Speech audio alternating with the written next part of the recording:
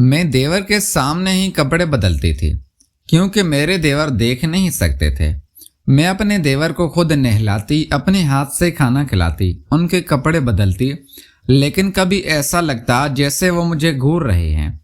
एक दिन मेरे शौहर को ऑफिस के किसी काम से शहर जाना था और एक दिन मैं बिना दुपट्टे के ही देवर के कमरे में झाड़ू लगा रही थी जब देवर ने मुझे पीछे से, मेरा नाम रुखसाना है, मेरी शादी ऐसे घराने में हुई थी जहां पर मेरे देवर, शौहर और मेरे ससुर के अलावा कोई नहीं रहता था। जब यह रिश्ता मेरे घर पर आया था तो मेरे वालिदैन को बहुत अच्छा लगा था, क्योंकि आजकल कौन नहीं चाहता कि छोटी फैमिली में अपनी बेटी की शादी हो जाए। लेकिन अफसोस की बात यह थी कि मेरी शादी गांव में हुई थी। मैं शहर की पढ़ी लिखी लड़की थी और शहर में ही शादी करना चाहती थी। मेरी चाहत थी कि मेरी शादी किसी अच्छे खानदान के लड़के से हो। सुना था कि ये लड़का भी अच्छी नौकरी करता था, लेकिन मैं तो शहर के पढ़े लिखे लड़के से शादी करना चाहती थी, जबकि ये लड़का तो गांव का पढ़ा लिखा लड़का था।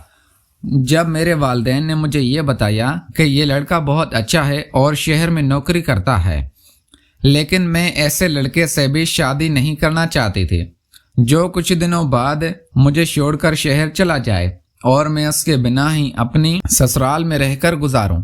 मेरे वालिदैन ने मुझे बताया कि वो लड़का शहर में नौकरी ज़रूर करता है, लेकिन रहता अपने घर पर है, लेकिन मुस्तकिल रहकर शहर में नौकरी नहीं करता। वो अपनी गाड़ी से सुबह शहर की नौकरी करने के लिए रवाना हो जाता है और रात को अपनी ऑफिस से घर आ जाता है। इसका मतलब ये था कि मुझे बड़ी आसानी हो जाती अगर मेरी शादी इस लड़के के साथ हो जाती है। तो मुझे जब भी अपने मायके आना होता तो मैं उसके साथ आ जाती और रात को अपने घर को चली जाती। मुझे अपने वालिदैन से ज़्यादा दूर नहीं रहना पड़ा था। लड़का दिखने में बहुत अच्छा था, लड़का पढ़ा लिखा था, फैमिली मेंबर्स भी बहुत कम थे। सुना था कि गांव में उसका बहुत बड़ा और सिर्फ एक ससुर और देवर है जिनको देवर को आंखों से नजर नहीं आता। वो बेचारे अंधे हैं। बेटा अपनी मर्जी से शादी कर रहा है क्योंकि वो चाहता है कि उसके भाई की खिदमत करने के लिए घर में कोई लड़की आ जाए जिसके साथ मेरी शादी होने वाली थी। वो घर का इकलौता बेटा नहीं था। उसकी माँ तो काफी साल पहले ही मर चुकी थी। घर में सिर्फ दो बेटे ही रहते थे। सुना था कि काफी सालों से लोगों ने एक मुस्तकिल नौकरानी रखी हुई थी। वो नौकरानी पिछले 4 महीने पहले नौकरी छोड़कर जा चुकी थी और तब भी से ही उन दोनों के घर में काम की परेशानी होने लगी थी। भला वो कब तक नौकरानी के सहारे जिंदगी गुजार सकते थे।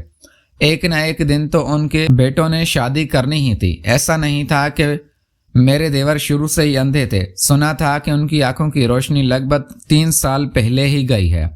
उनकी आंखों में मोती बनता पानी आ गया था और उन्हें अपनी बीमारी के बारे में वक्त पर पता नहीं चल सका।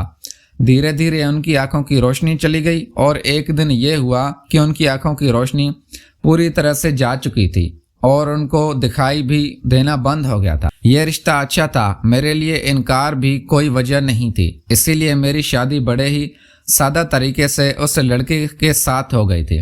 मैं अपने शौहर के साथ रुखसत होकर अपने ससुराल चली आई थी। शादी के पहले दिन गांव की सारी औरतों ने मेरा बहुत अच्छे तरीके से इस्तकबाल किया था।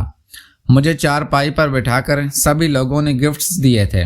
मुझे अपने ससुराल के गांव की शादी बहुत अच्छी लगी थी और यहाँ के रस्म व रवाज भी मुझे बहुत पसंद आए थे। यहाँ आने के बाद मैंने अपने अंधे देवर को सलाम किया। तरह करते काफी दिन गुजर चुके थे। मैं अपने देवर के सारे काम करती थी, उनके कपड़े भी बदलती, पास बैठकर उनकी सारी बातें सुनती तो वो भाभी भाभी कहकर मेरे करीब आ जाते थे।